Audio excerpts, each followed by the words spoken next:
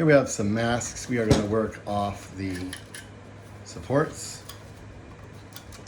Now, depending on the brand and type of material, the supports can be easier or harder to get off. And if it's a strong filament, the supports can be a royal pain in the ass.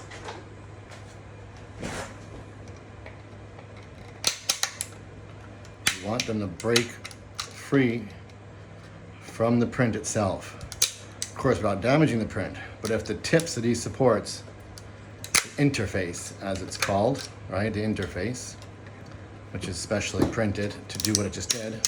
If that doesn't come off and it leaves some support behind, it makes for a really, really challenging cleanup that could turn like a couple minute job into a really lengthy nightmare.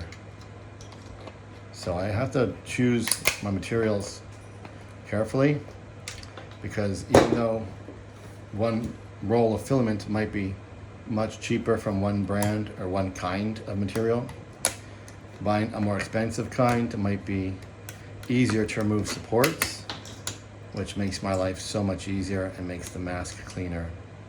And sometimes it means not working with the strongest material, you're working with something maybe a little less strong, because it's always about that balance of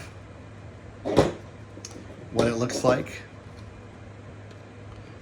and, of course, how strong it is.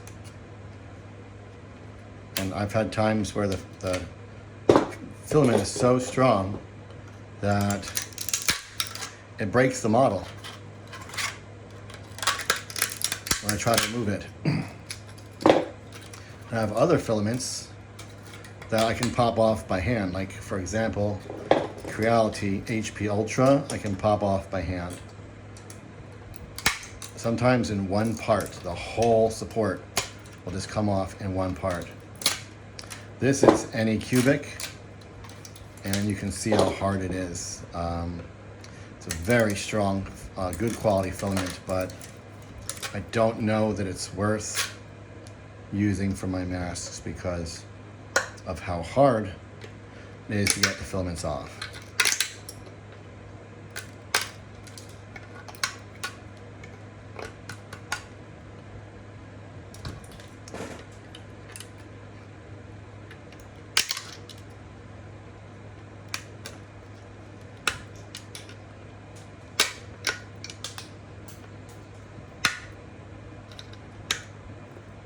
So I don't know if you can see this, but that's the support interface, and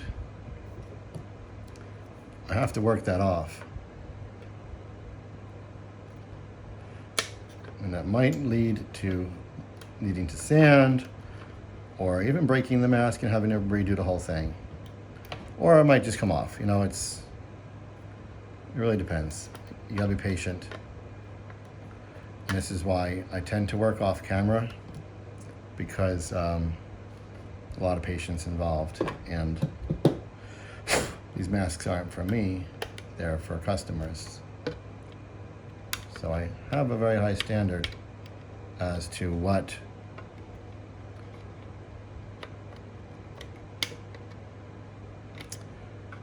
I send to somebody. Not too bad.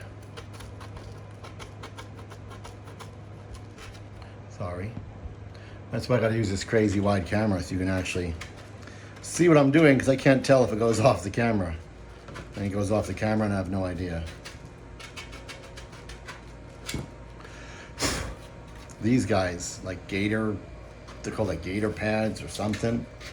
These are literally my secret weapon. I'd be so lost without them. Look at his mouth. Oh boy. When they don't snap off on the mouth, I'm in trouble. Now, what's interesting is I don't print supports on the front face of my masks. So these are actually going through the mouth and attaching to the top lip inside the mouth, not in front of the mouth. And that makes all the difference.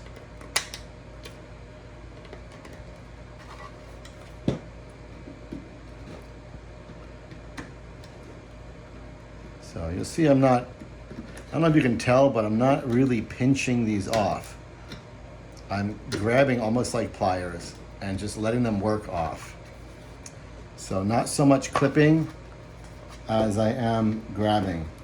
And then what I'll do is I'll use the blade to kind of run it along, almost like a deburring tool, to kind of shave that surface to look a little flatter.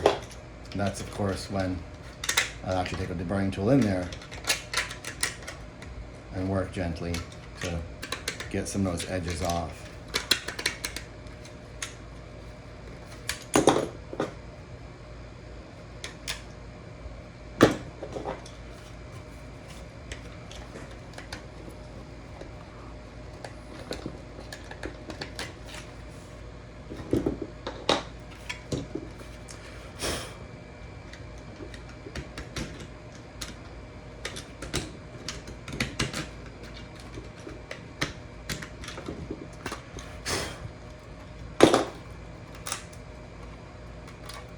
There you go. Most of the support interfaces are off. If this was a softer filament, it would have all been off already, but it's not, unfortunately. So sometimes you have to trust the maker and what materials that they do use. It's not always about the strongest material. It's about the balance between